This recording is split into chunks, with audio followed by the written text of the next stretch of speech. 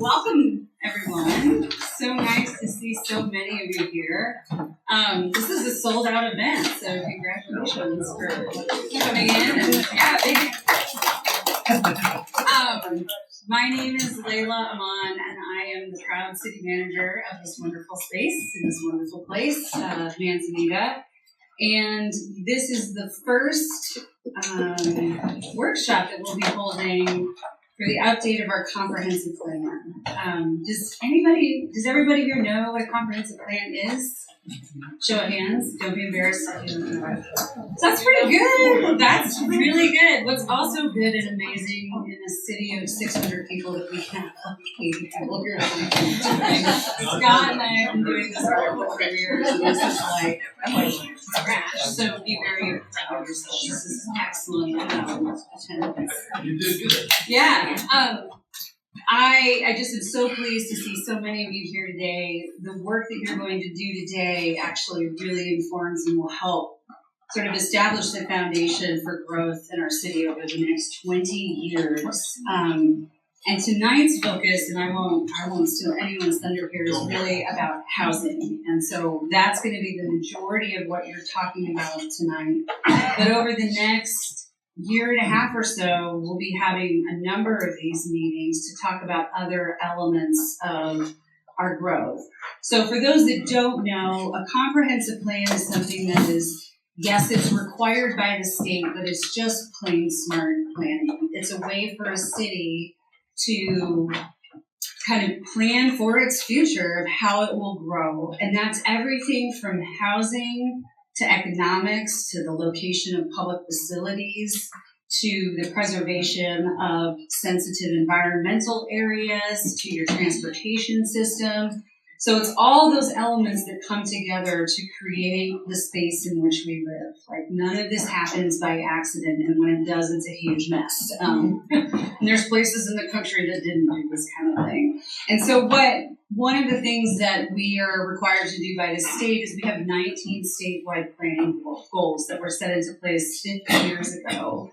And we are subject to 15 of those. Housing is one of those. And so you'll hear us talk about things like goals. Goal 10 is housing. So that's one of those 15. By the end of this process, we will have gone through all 15 goals and updated them, thinking about where we are today and then where we want to be in 20 years. And it's my hope that this plan becomes sort of a living document that we enhance, update over the years, and that we implement and we make happen. So the work you're doing here tonight is really important because goal 1 of the statewide planning goals is community involvement.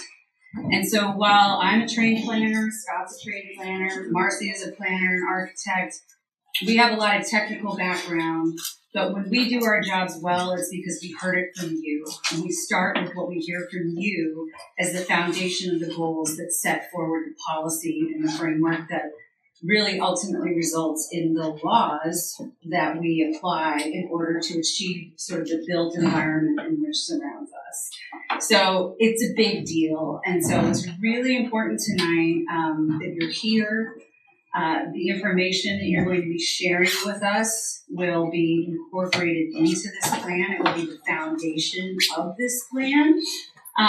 Not every single idea gets included, but every single idea matters. And so I want you all to come into this space feeling safe, feeling ready to share. You may not have the exact same ideas as your neighbors, and that's totally great and cool. And we want to know that, and we want to hear from you. So I'm just so moved to see so many people here that care about this community. I mean, it's one of the reasons why I'm here is because so many of you care about this place, and I care about this place.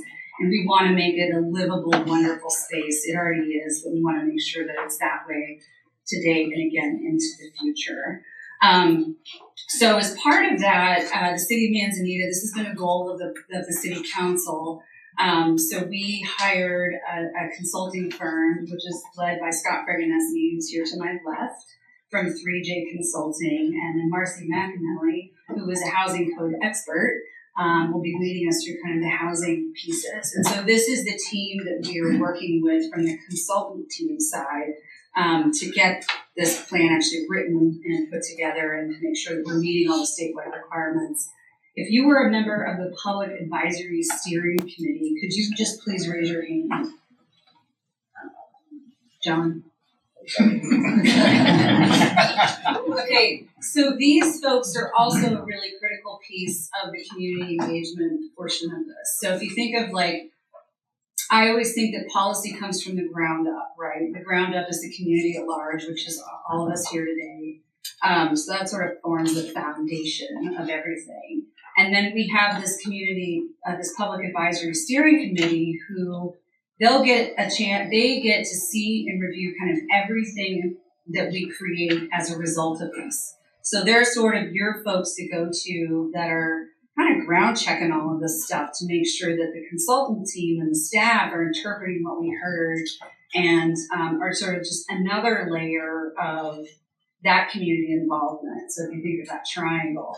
And then it goes up to your planning commission. And I know I have at least one member of the planning commission here. Do I have any others today?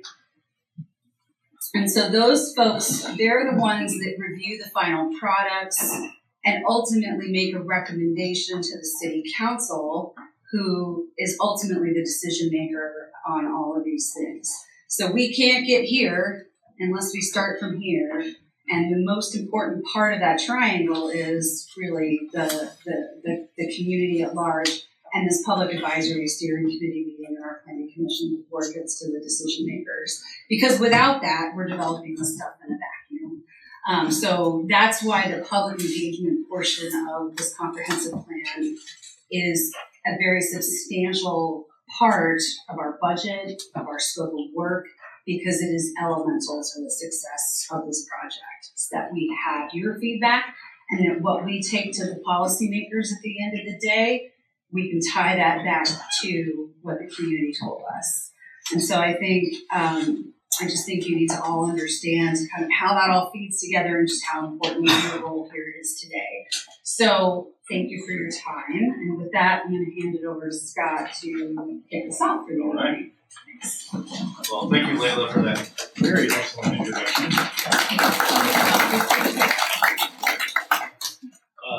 This is my favorite part about being a planner, is getting to learn about your city from you and how we can develop a plan that really will set out the future as it exists for the next 20 plus years. And hopefully this will be a living document that you can update and really make useful. Currently your plan is over 20 years old, 30 years old. It hasn't really been updated that much, maybe here and there, so it's time. And so that's why we're doing it. And I want you all to have fun tonight. This is a cool experience. I want you to leave knowing that your opinion matters and that we're capturing all of your ideas. And that's why we have maps. So we'll go through this presentation. We'll do a map exercise, and then we're going to have you present back to us at the end to tell us what you thought. So as Layla mentioned, this is our first community summit. I think we have 4, plus we have a bunch of other public meetings. We have 4 larger meetings that we're going to be doing. Tonight, I'll go over the project overview quickly, a little bit about the community snapshot. As Layla mentioned, the goals that we're talking about tonight are going to be citizen involvement, natural resources, historic areas, open spaces, and goal 10, housing. Then we will do, and then Marcy's also going to talk a little bit about some of the housing types as part of that community snapshot. And then we will get into a mapping activity, which that'll take the majority of the time tonight. And then we'll talk to next steps, and then we'll let you all go home and have a wonderful evening. Project overview. So, what is a vision and comp plan? I don't have to tell you what a comp plan is because Layla just laid it out better than ever did I ever. But what is a vision? A vision is where we're headed as a community. Where do you want to go as a community? How do you want to look and feel over the next 20 years? And then, what are the ideas that will allow us to get there? So we're working on a vision statement. You started visioning, Layla started this 2 years ago almost. So we are really close to having a vision statement that we will develop. We'll be sharing that with you once it's drafted to make sure it actually says what it needs to be. But the vision statement really guides the comprehensive plan. And typically what it is the introduction to the comprehensive plan. When you read the intro chapter, you're saying, we're doing this plan because this is the community we want to be. So that's why we need to develop a vision and a vision statement. So in terms of the process that we've outlined to get this done in the next couple of years, 1.5 to 2 years, is we start with a background report. So where are we now? It's that quote-unquote community snapshot. Where are we today? What's our population look like? What's our growth forecast? What have we done recently in the past? So we're working on that background report. That'll be released this month or next, or actually November. So that'll be on the project website. And then developing that vision statement is also happening in the next month or so. So those are kind of the first steps in the process of developing the comprehensive plan. After that, we get into goals and policies. So each one of these plan chapters will have a set of goals that we want to accomplish. And then they'll have policies, which are those actions that you there. That's that action plan. What do we have to, how to make it happen? From that, we develop a comprehensive plan. So the comprehensive plan is really that vision. It's all that background report that tells us where we are today. We lay out goals and policies for each of those chapters, and we have an action plan. What are the next steps to make this happen? My dad always said, you got to lay out the dance steps. If you don't lay out the dance steps, no one's going to know how to get there. So that's that action plan, or those dance steps. And then we'll also be updating your zoning, your land use map. So we'll have your future land use map is your comprehensive plan map. That'll be updated as part of this process as well. We did a graphic schedule. Hopefully you've all been able to check out our website. We've got a really good project website. The main thing I wanted to point out here is we've been doing community visioning and goal setting. We're right here now at Community Summit 1. I mentioned we're going to have 4 throughout the phasing of the planning process. So once we get through this first set of visioning and goal setting, I wanted to point out we're also looking at doing some housing ordinance audits that Marcy's leading. So as part of this comprehensive plan update, we have been given a grant from the state, Department of Land Development and Conservation, to update our zoning code, particularly our residential section of the zoning code, to allow for certain types of what we call middle housing. So some denser housing that we now are required to allow in single-family zones.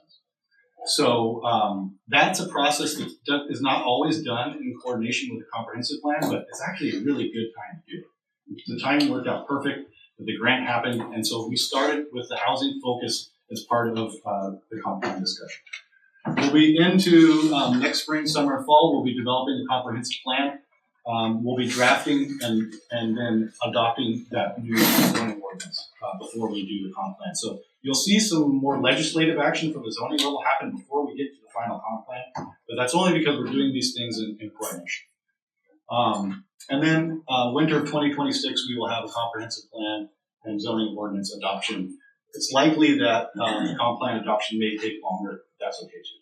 So that's kind of our general schedule. I just wanted to point out that we have a real kind of content feedback loop where we have city staff review, we share it with our committee, and we go to the public. And we do that on all 4 phases of this project. In terms of the phases, the first one, I already mentioned this, but tonight, goal 1, citizen involvement, natural resources, and housing. Phase 2 will be focusing on goal 6, which is air, water, land resources, natural hazards, coastal shorelines, beaches and dunes, and ocean resources. These got moved up to second phase because we also got some money, again, from the state specific for some of the coastal planning, because they have some model codes and some things that they would like to introduce into the ordinance. So we're focusing on those in the second. That'll be winter of 2025. We looked at community engagement round 3, where we're looking at land use, energy conservation, urbanization, public facilities and services, and then the 4th phase, economic development and recreational need. Now there's a ton of overlap in these, right? They're not exclusive. So even though we're focusing on these topic areas, there's no reason why we can't talk about how they interrelate to some of the other things. We decided to phase this because we know that the community is very interested in learning about these on an individual level. Lots of communities do the entire comprehensive plan, all these topics at once. We thought it might be better in this situation to kind of break it up and do it over a longer period of time and really hone in and focus on some of these topics. We have a great website. I encourage you to check it out. You can either use that or this is where we have all the video links, all the documents. Anything that we produce as part of the planning process is here on our project website, so I'd encourage you to go and check that out. And then in terms of your community snapshot, I arranged these by the topic areas. So citizen involvement, number 1. Planning Commission and City Council are the representative bodies, so we're obviously going to be briefing them and talking with them. I think, engagement opportunities have to be accessible to all. you have a large percent of folks living with disabilities here. So 23.4%, which is much higher than state and even higher than Tillamook County. So that's something we need to consider when we're doing our public housing. We have more residents that are over 55. So 65 to 70, 35% of residents are 65 to 79, 32% are 50 to 64. So it's an older population. It's not probably such a surprise to you, but that means we need to make sure that the engagement activities actually meet the demographics of our community. That's just a point that I wanted to make on that. In terms of the natural resources and historic areas and open spaces, we've got a map here, but I'm just pointing out that you really don't have any estuaries, wetlands, or floodplains in town. Very unique. I don't know if I've worked in a community that didn't have any floodplains. So that's a unique geography here in Manzanita. We do need to monitor the impact of growth in terms of your water resources. So that's something we can consider. Historic preservation, we're in a historic building here tonight. That's also something I would love you to consider as you're thinking about where we should grow in the community. And then also parks and recreation. Where does it make sense to have that? What are those connections that need to be made, maybe with trails, just specific parks? So consider those on that topic area. And then finally, housing. Interestingly enough, affordable is about 50%. So that's 30% of your income spent on housing costs. So you're actually lower than the county, but in terms of severely unaffordable, you have more than 39% of households are paying over 50% of their income for housing. So that makes it considered to be severely unaffordable. And there's lots of different reasons for that, but I just wanted to point that out. In terms of single family, you're almost 90% single family. Again, probably not a surprise to you. Most of your housing stock is single family homes. And then in terms of ownership, you're about 81% of your housing is owner occupied. But as we all know, a lot of those owners are second home owners. So they're not occupied full time. So I just wanted to point that out. We have a background report that'll even get deeper into some of the statistics about your community, your demographics. So I encourage you to check the website and look at that. But that's your community profile. And I'm going to let Marcy jump in and talk a little bit about the housing types. We're going to discuss this. Hi everyone. I want to talk about the housing choices, and let's see how to work this. As was mentioned, we're doing the housing code amendments kind of earlier than you might in this process typically, but it's actually a really good opportunity for us to check in with you about the future of the way you live in the community. And I have these technical tools that I'm using for my job, and I'm not going to go into a lot of detail on these, just to let you know that we'll be changing the dimensional standards of like what is a setback. We might be changing those. What's the height? We might even be changing that in some areas. How many units are allowed on a single lot and what kind of housing. Those are all things that we're going to be discussing and deciding on. And I'll be using tools like this to make those analyses and recommendations. And I also want to point out that we're talking about middle housing here because that is a thing that the state is requiring us to incorporate into your zoning code. And I'll go into a lot more detail about middle housing. But I want to point out that you have some really beautiful examples of middle housing right here in Manzanita, and one of them is the classic cottages. Anybody live there? So I included this in the catalog that you have on your desk, which is a catalog of middle housing types from all over Oregon. I recommend you look at that as we were talking. Let me give you an overview of what is middle housing. Let me start with a diagram here that we developed to help explain that middle housing is the kind of housing that is not a single dwelling. So if you imagine this little chunk, 2 blocks here is in between. There's a single dwelling neighborhood. That means detached homes on their own lots surrounded by yards. But over there, it might be an apartment or a main street, people living above retail or people living in a standalone apartment building. But in between, there's a bunch of housing types that we don't actually have much in our cities anymore. And this is the definition of middle housing. Sometimes it's called missing middle because for various reasons, which I'll explain, we don't have so much of this in our cities. But I just want to point out that some of the middle housing sits on its own lot, much like a single dwelling, but it might have an additional unit like an accessory dwelling unit. Some middle housing sits on a shared lot, like a cottage cluster, like classic cottages. Some middle housing is attached. Some middle housing might be kind of boxy and be, appropriate for your main street. And what we're going to talk about is where all these different types go. And I also want to encourage you not to think of this. This is a very diagrammatic illustration. It's like neatly places each type, but imagine that these might all be mixed up together. So middle housing used to be very common everywhere, but we have, since World War II, we've changed our zoning codes and kind of made those types of housing illegal. We started to segregate multi-dwellings or apartments into certain zones. And that's why today we call this middle housing type missing. But what's really great about it is, and what's historically great about it is, it provided places for people to live really in all phases of their life. So you might have a very compact dwelling that you didn't necessarily have to buy, but maybe you could because it was a small, affordable condo. But as you get older, you could buy a house and have a family. And then as you downsize, you might be able to move to another single-level dwelling. And you could do that all in your town or maybe even in your neighborhood. But as maybe some of you have experienced, to find those different housing types that serve you in different phases of your life, sometimes you have to leave the town that you grew up in, or you have to leave the town where you raised your children.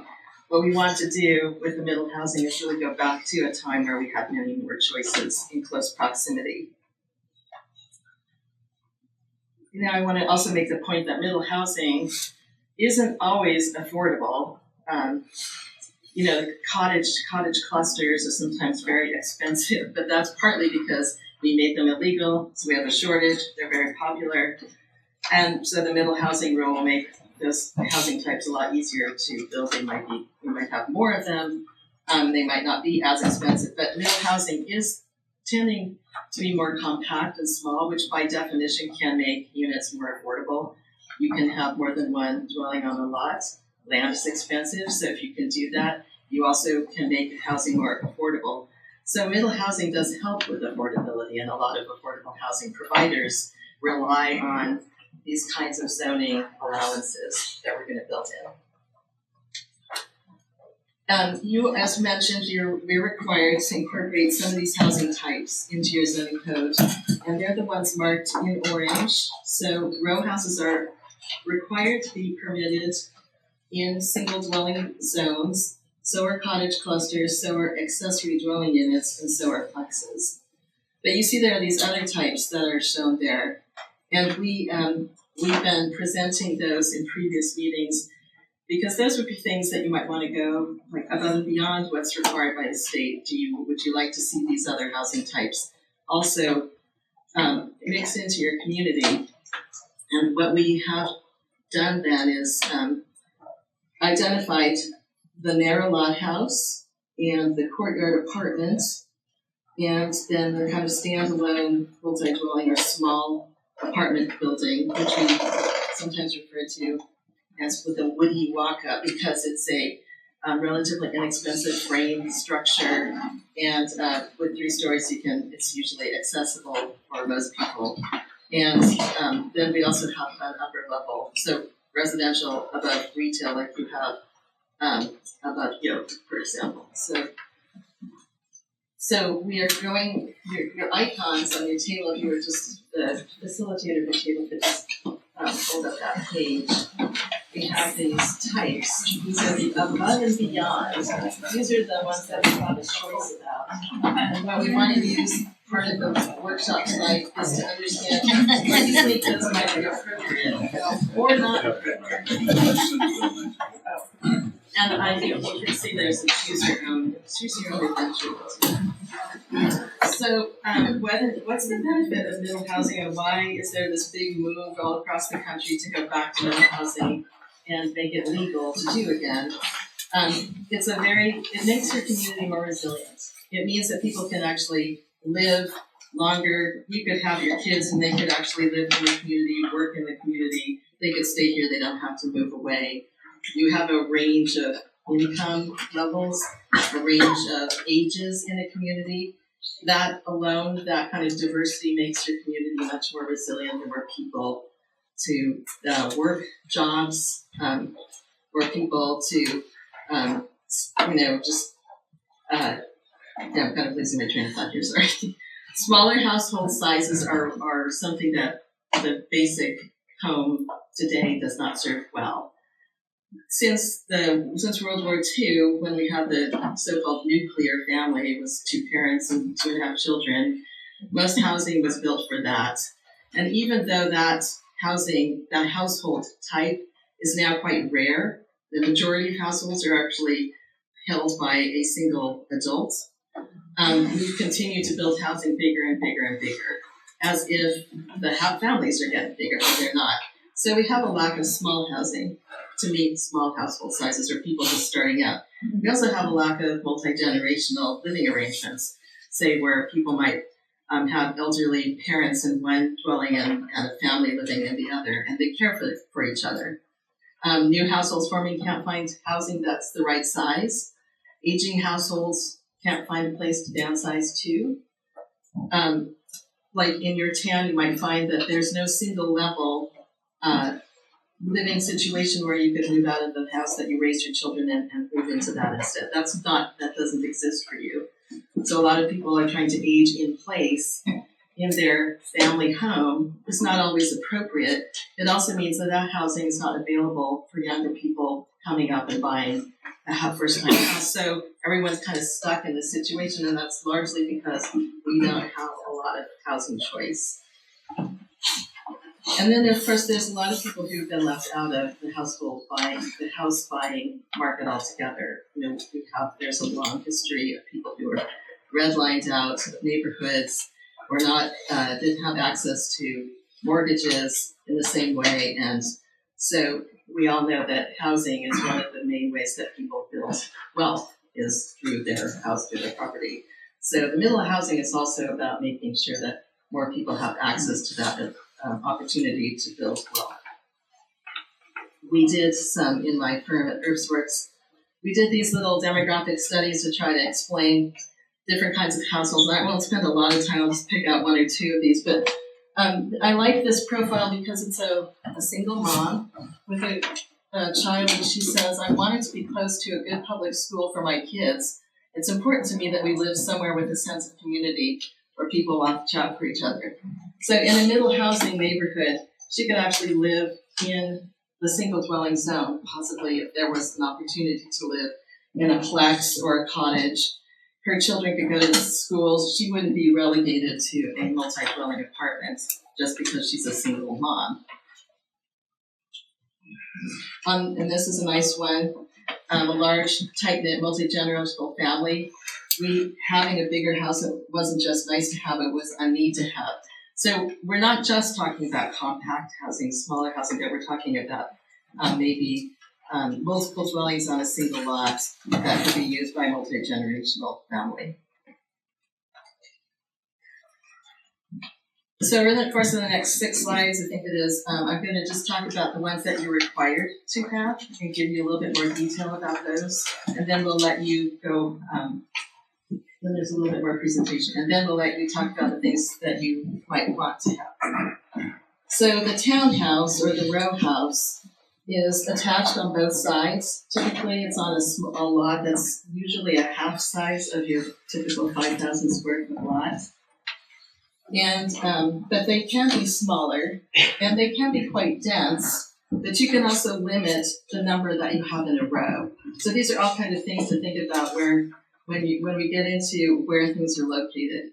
You could have a small group of townhouses, or you could have a long row of townhouses. Say the long row might be appropriate on a main street, and the smaller group might be appropriate mixed in with single dwellings. But the benefit of the townhouse is that it sits on its own lot, so you can own that lot, you can own that dwelling. It's very much like a single dwelling house, but it's just attached and it's smaller.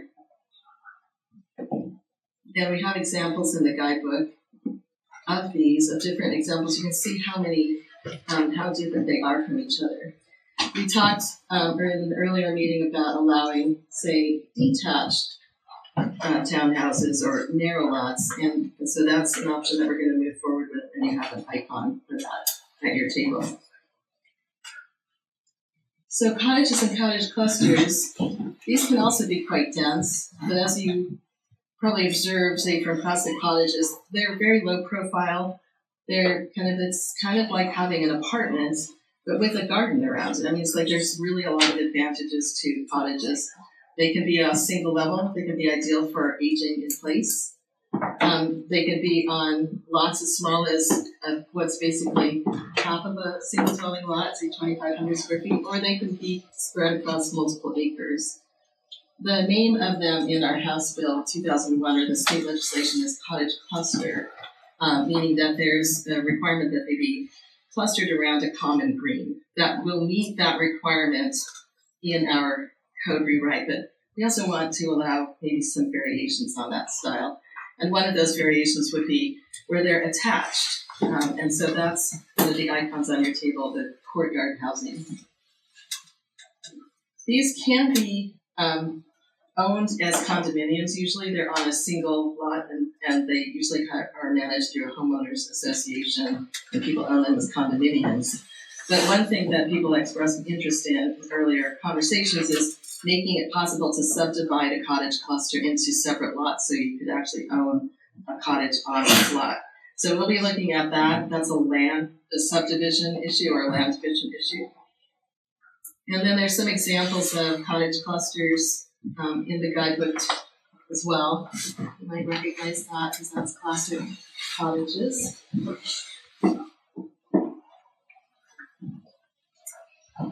Accessory dwelling units, I think everybody these days knows what that is. It's just a second unit on the lot with the primary dwelling. And these obviously simply double the density of the lot. And so they can be, they're really appropriate on any size lot in any context. The thing maybe to consider about them is that they're typically rented. They're not typically owned. They can't really be an ownership option. It can't help somebody, someone can't buy an ADU and build generational wealth necessarily. Although that may be changing because there are people who are pursuing condominiumization of accessory dwelling units. And we have lots of different examples in the guidebook. This one I'll point out because it's kind of in your neighborhood. It's in Seaside. It's a garage, a single level garage that the owner of the primary dwelling decided that they'd rather have a dwelling in it than keep a car in it. And it's a really excellent example of kind of a quick build dwelling unit. And then lastly, plexes. I'm mixing all the plexes together, but there's actually several different kinds. There's the duplex, which is 2, triplex 3, quadplex 4. We're required to provide lots for all of those as part of the state's rules. But the duplexes go on smaller lots, obviously, and quadplexes go on larger lots. And we'll be deciding where those are most appropriate, the different sizes. But an interesting thing about plexes that we've observed since the larger cities have adopted the middle housing rule. Now they're like 3 years into it. They're seeing results from the zoning change. The plexes actually turn out to be the housing type that people most commonly are using to build more choice, more housing choice, and more affordable housing. So there are more plexes in Portland being built than there are cottage clusters or than there are townhouses. And it's because I believe they're a super flexible housing type. There's so many manifestations of them. You could have plexes here. This is a grouping. This is in my neighborhood in Portland, where there are duplexes and triplexes mixed together, and they kind of look like, each of those looks like a large house, but there are actually 2 or 3 units in there. And then this example in Newport, which was done on a site in Nine Beach to provide workforce housing, is actually a series of plexes and ADUs. And this example here in Madras. It's very interesting. These are single level, modular. They were constructed elsewhere and brought to the site, then attached together as duplexes, and a porch was attached to them. And these are all for seniors. So 24 units that were built over 6 months' time, pretty quickly, on a church lot. So these were built, this church had extra land that they wanted to use to house seniors, and so they took advantage of the middle housing rule. So as you can see, there's just a wide variety of plexes. And that's the end of the middle housing presentation.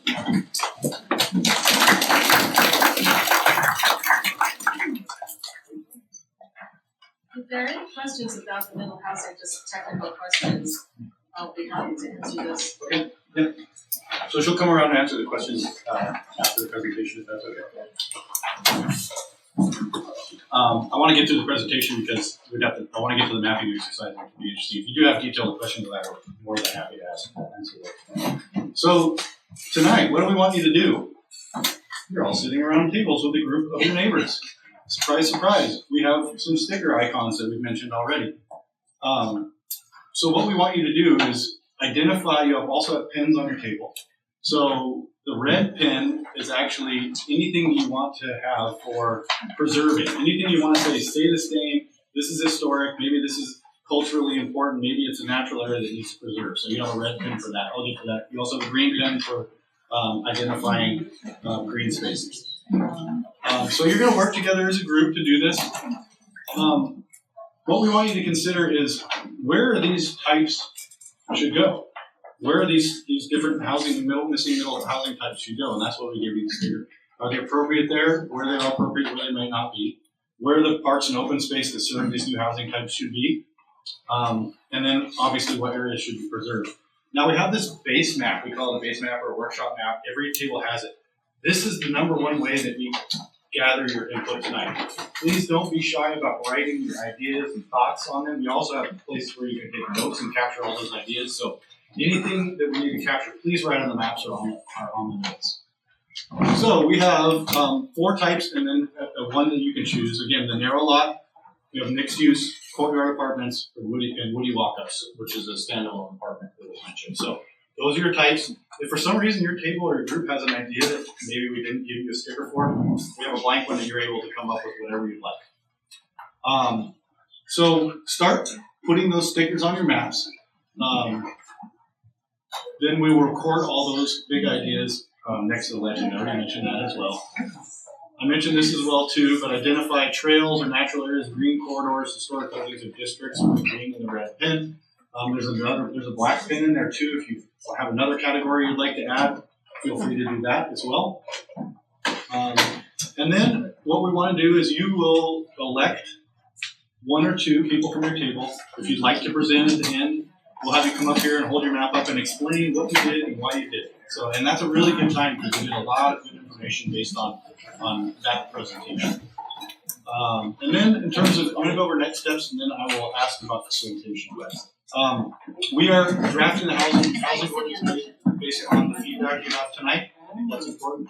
Our advisory committee is going to continue to meet through this process. So we'll do that on a bi-monthly basis. We're going to look at doing another one of these summits that I mentioned on the calendar probably in February of next year to look at goal 6, 7, 17, 18, and 19, the coastal shorelands and air and water quality stuff. So I'd love to get to this mapping exercise tonight. Can I have the facilitators raise their hands? Because I want to make sure we have a facilitator each table. So we have that table. Okay, we got you. We'll cover it. Okay, let's let this happen. I will do some time checks on the mic as we go through. Yes, clarifying question about that. So that's a really good question. We didn't put stickers that are required because we don't have a choice. So we didn't figure we'd ask you where you would like them because by the state's rules, we have to allow those types in the residential zone already. So these are the above and beyond types that we can or can't. If your table decides you don't want those housing types, that's fine. You don't have to put them anywhere. I also want to mention, I didn't mention this, there really are no rules in this. So just because there's something that might be developed or might be zoned something, or there might be something, oh, that's my Uncle Bill's place, we can't put a sticker there. Think big, think 20 years out, don't be constrained by anything that you have in the zoning code today or anything like that. So we want to do that. Yes? What are we solving? That's a good question. The question was, are we needing to place a number of units? No, you don't have to place a number of units. We're just looking at broadening our housing choice. So you don't have to. Yeah, I'm gonna break before I get here. So I'll come around and ask you We have about 45 minutes. Maybe, don't believe me, but you were at that for 50 minutes. So I'm really quiet. Hopefully, you all had a good time and conversation today. I'd like to start the presentation so we can have a real Hey! Come on. All right, thank you. Everyone hear me now. Okay. Hopefully you had a good time meeting with your neighbors and planning the future of Manzanita. I want to start the presentations. We should be able to get through anyone who wants to present. You're not required to, but we'll go around and have every table share their ideas about what they did and what the future for the city is. So we'll start with this table here.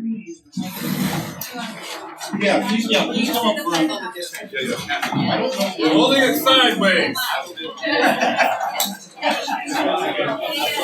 Oh, if you could.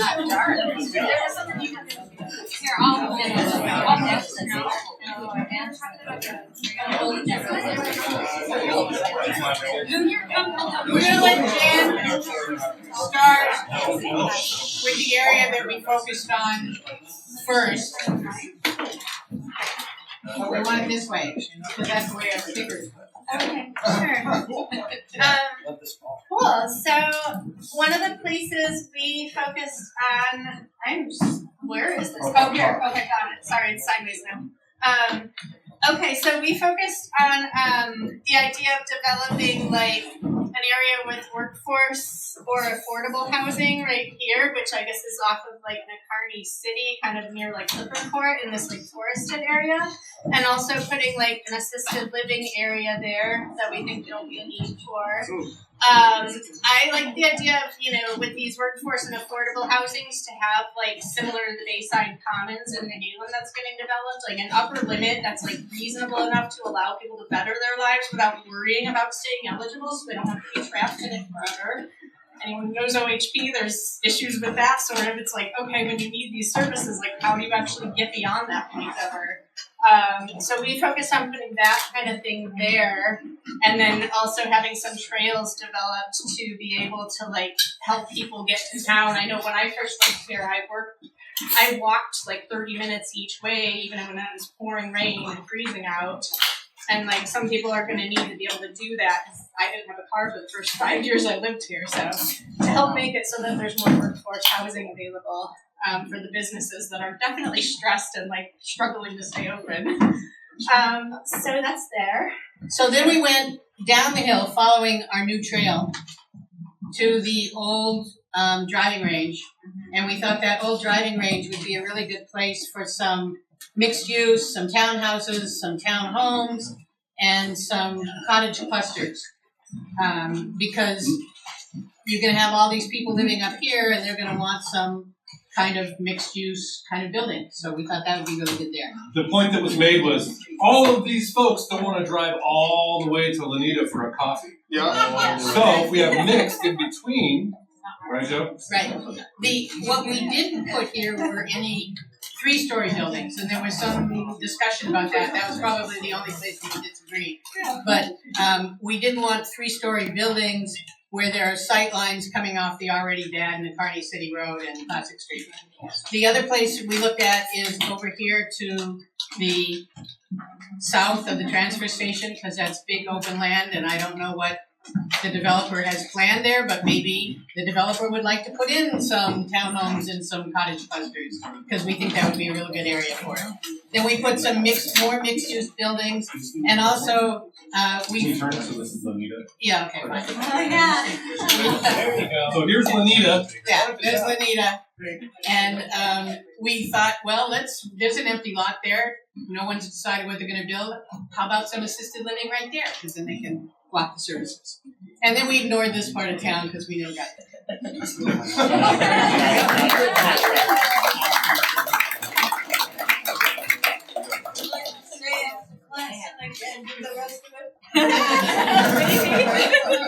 For your group?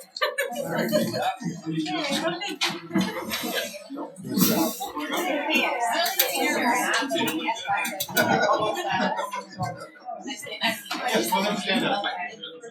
No, I don't have to share. We don't put too much on our map. So our map, we didn't get a ton of actual locations decided. We really just talked about the fact that we need to diversify the amount and the types of housing we have. We have a lot.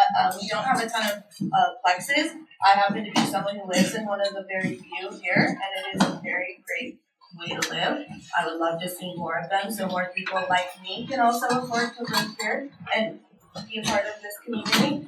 We also talked about diversifying on the north side of Lanita as well. There is a ton of these townhomes, duplexes located and centralized into one place. We'd love to see it on the other parts of this. We'd love to see it put in, and we'd love to see 3-story apartments into some of these communities as well. These are your neighbors. These are people who are going to be working at the establishments we all go to. So we would like them to feel a part of us and be able to live amongst us.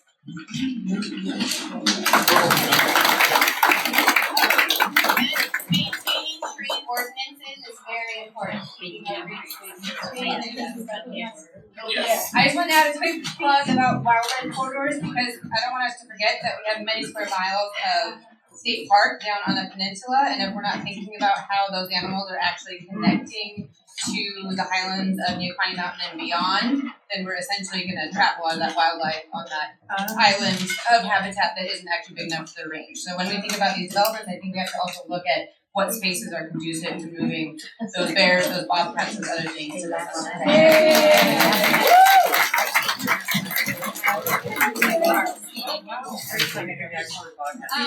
that note, that's exactly what we did, is try to do a corridor through here, which kind of conflicts with the mixed use space down at the bottom of where the driving range is. But that definitely felt like that is something that we needed to set aside. We also did something over by the transfer station, same as the first group. We were looking at the same area as the first group. One thing that we did like to see potentially is make the downtown all mixed use. So encouraging people to do more retail on the bottom and more housing up above, which really does lead into, I love the idea of the senior care that's happening.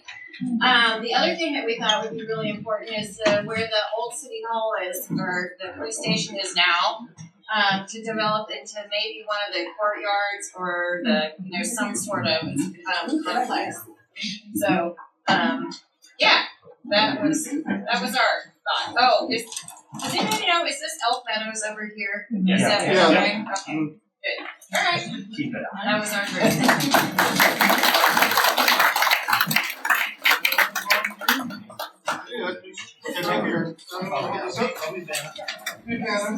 Alright. So the first thing we did was actually we went at it with a green pen because we wanted to identify first areas we wanted to leave alone. And a couple of the areas we came up with, one was the old driving range where you see the elk all the time. And so keeping that as an open green space. However, right next to it, in all this area here, we talked about developing almost a second economic center that has shops and stuff, so folks that are living up in this part of the area here don't have to go all the way to Lanita. So you have coffee shops, or so you've got some mixed use in there. What? Nobody just went all the way. Well, when you say all the way, another important part of this is developing roads that are walkable. sidewalks, bike lanes, right? Okay, if you're gonna build up near Pine Ridge, you've gotta have a way to get out of Pine Ridge, not in a car. Okay, so, another thing we look at here is, the FAA, probably has an opening to see the landing strip is, right down here to the south. And so when we looked at this area initially about, hey, we could put some houses there, you're realizing that there's airplanes coming right over the top of that.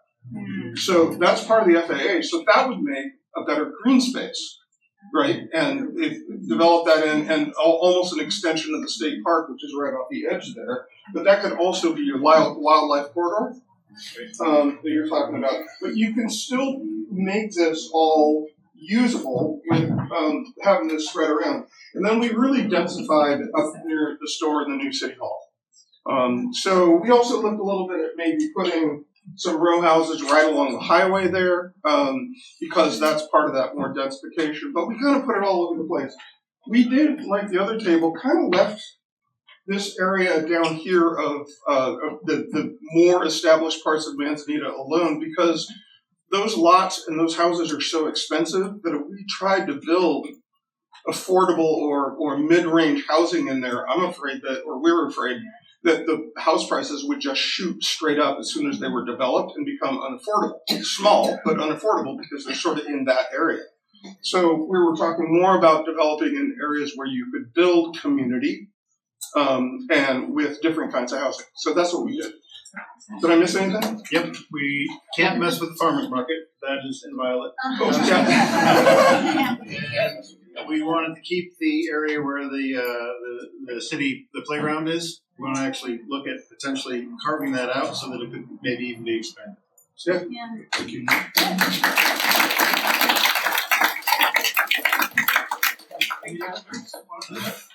Guys, okay, go right ahead. This table will be back. Oh, wait, hold on. That table will be back. So, So let's talk about this. I think we were on the same page as a lot of people. This is Highlands driving range, have a commercial area there with mixed use, yada yada yada. We also want to preserve the golf course as it is now, so if it's not a golf course, it will stay a green area and not in the future ever be developed. We want to keep that in there. Potentially mixed use near the clubhouse, just so they can have a coffee shop too. Mixed use along Laneda. We talked about a little bit more commercial on 101. Some people like that idea. Some people don't like that idea. And then we also talked about getting rid of the transfer station and getting curbs.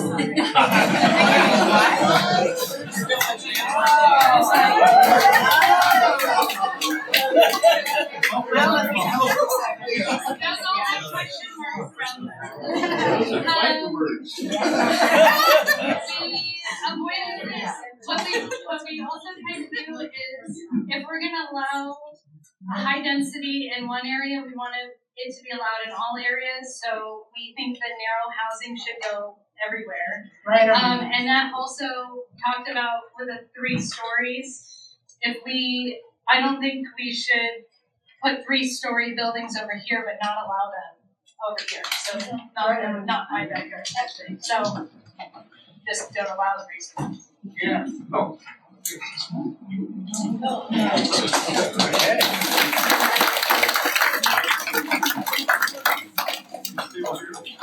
guys will go next. yes, you guys will have listen first. Okay. You want them up front?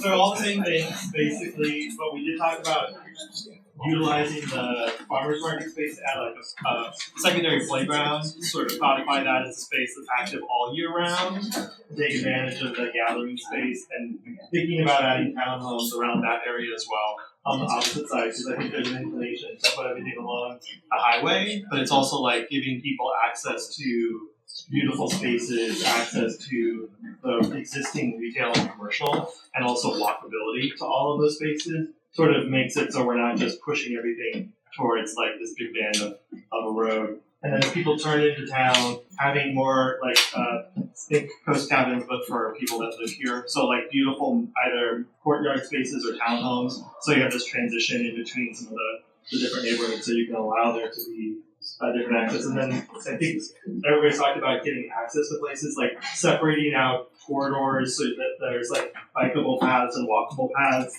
that get you to the city park, and from the golf course up to the farmer's market and all the way down to like the cemetery and Elk Meadow, so that there's a sense of like, if we're building new roads, rather than take these windy roads and try to make them safe for people that are moving, allow them to do sort of like a backyard goes for bikes and the front yard goes for cars, and allow there to be sort of a sense of like an alleyway or community of gathering that happens in backyards, and then the front space can be some of those like, there's a big food services truck coming and they're not trying to compete for the same spaces. I think we've all talked about mixed use here and denser, and also bringing it back around towards City Hall. I thought the idea of looking at the movement of animals from down there to the mountains was brilliant, because that's something we didn't think about, but it also offers a north to south green space we can talk about. Other things we talked about, I mean, using mixed use. I think a lot of us were very fond of the single story courtyard. The idea of aging in place, I think a lot of us think about that. And I think that is a great option, so people don't have to leave our community. They can stay here. They don't have to, they can keep within their community. I know we're building more healthcare out here, so I think it works into our long-term plans at the old driving range. And what else? Oh, the importance of connecting the parks. So the green space, so that people can move. People can work up here, not have to get in a car. We know congestion, something we're going to have to worry about here. So the ability for people to go from here to their work and back again is really important, because we need to start thinking about where people are going to park as our city grows, and as more people come in and enjoy the city with us. Thank you.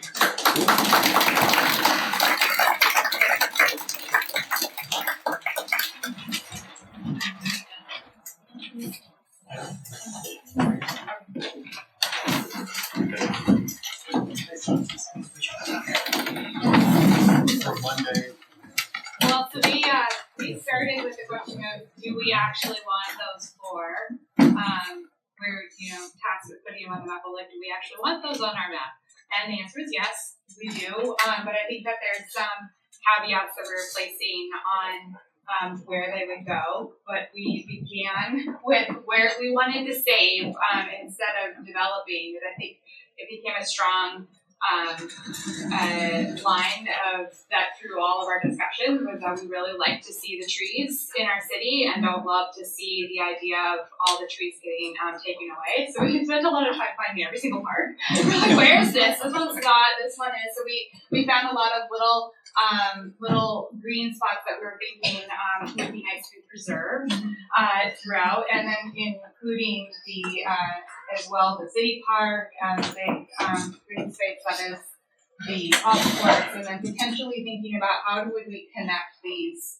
There's a big green spot here. Would that actually, should that be developed, or should we continue to kind of think about connecting corridors through our spaces? We talked a lot, and then we didn't really get to every place, but we did talk a lot about the mixed use, and really thinking about expanding that, specifically to the south and to the location in the City Hall and along the highway stretch, and kind of creating a much more robust mixed use commercial zone at that part of Manzanita. And then let's see. I think the other thing, we really love the idea of the cottage courtyard, the cottage type modality for places where we have lots of undeveloped lots where they could be mixed into these lots rather than essentially taking all the trees out from edge to edge. And potentially thinking about also the grade of these lots. So we have flat spots, maybe that should be locations where we would have the apartment complexes, and then things that can be a little bit more nuanced, tucked into places that are steeper grades or have existing vegetation.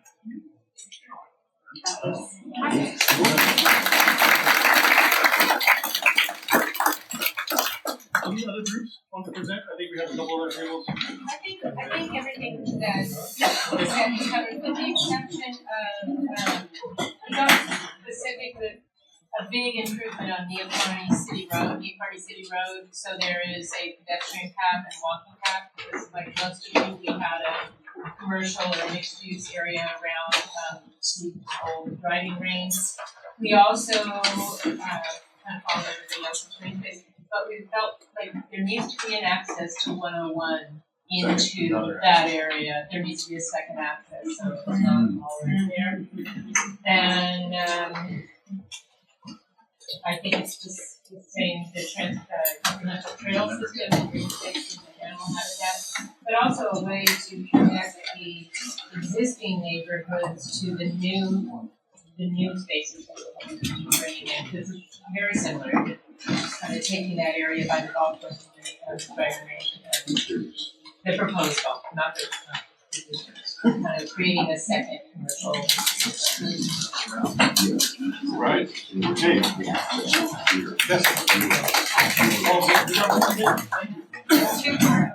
Sorry.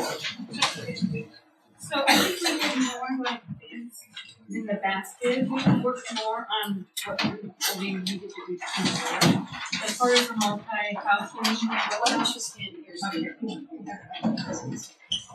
as far as the multi-type housing, mixed houses, we felt that they could go in different places as far as them being in a specific zone area. We didn't spend any time on that. What we spent time on is making for sure that we have preserved areas for green spaces, and for our animals, and for recreational purposes, parks, golf course, and that type. We also worked on a bike and walking path, especially around the actual the Nick Carney City Road versus the classic area. And we thought that was very important for us to get that into some space. And then as far as the Pine Ridge area, we worked on trying to preserve some more areas back there, green space, and then also worked on some areas around like the Hoffman Center, making for sure we keep our Hoffman Center there. We did have a lot of questions, and I just want to address those. I don't know if any of you guys had questions based on what the assignment was, but one of them was, how is the required infrastructure being planned and communicated for this type of zoning? And what are required in the minimum mixed housing types for Manzanita that based on the state requirements? Because it was like we had this little list here that had 5 of each type, and it's like, do we really need to have that based on the size of Manzanita? So we were just curious about that. And if the state requires the multi-housing, what difference does it make what type it is? And I don't know if that's a requirement or not, but it sounded like it based on the stickers that we got. And commented on when we were doing multi-plexing, we thought that maybe they should be no more than 2-story high. Okay. Thank you.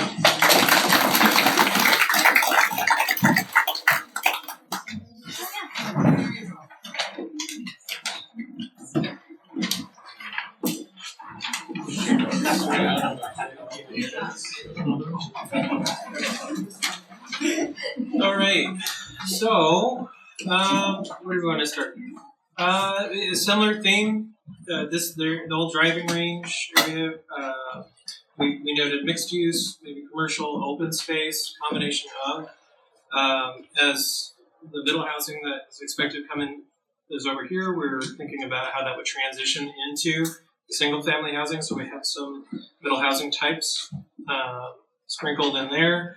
We see some of the vacant or developable lands in here. We again put different housing types, walk-ups, courtyard apartment, whatnot. Mixed use right here. And what else? As far as preserving, we wanted to, of course, the park area here, and then well. Okay, I know you guys are seeing. Okay, so but an easement or path that would go along through the golf course to connect these folks because it's kind of divided here, so that would connect them with downtown or to the beach or wherever they're trying to go.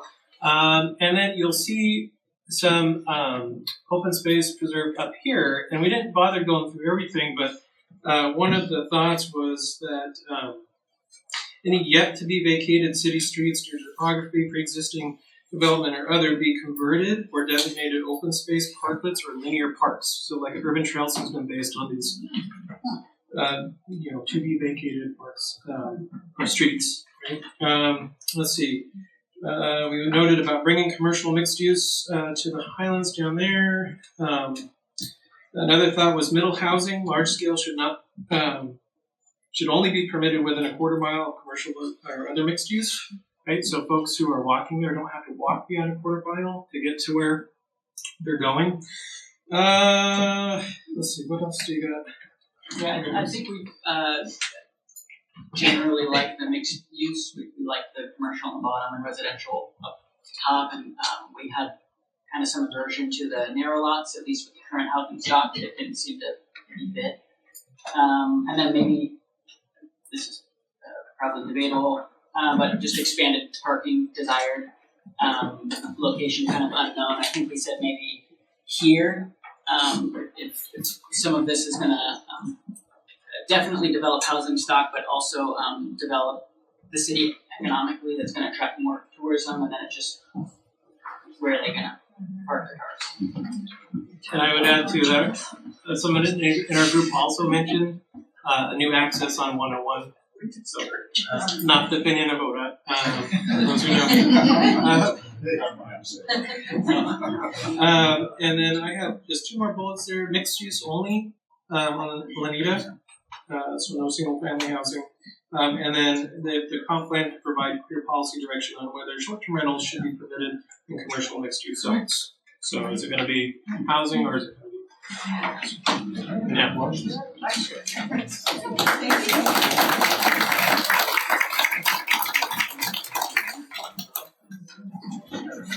All right, I think we got through them all. I'll say something you want to finish. All right, I just wanted to say thank you for your time. We actually gave all these maps.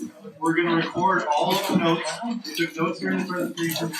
We will try and find some commonalities. So we'll digitize the maps, and we might see that you guys are putting stuff in similar areas, which I think we did see a lot of that. So we'll look for that. All this information is going to be wrapped up as part of your comp plan update. We have 3 more of these summits. We'd love to have you back at all of them.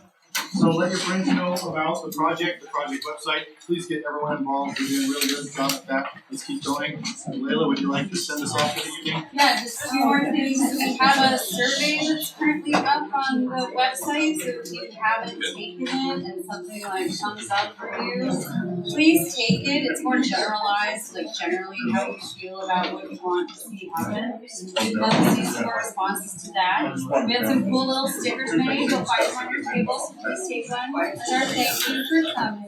And other than that, I hope to see all of you in the next iteration.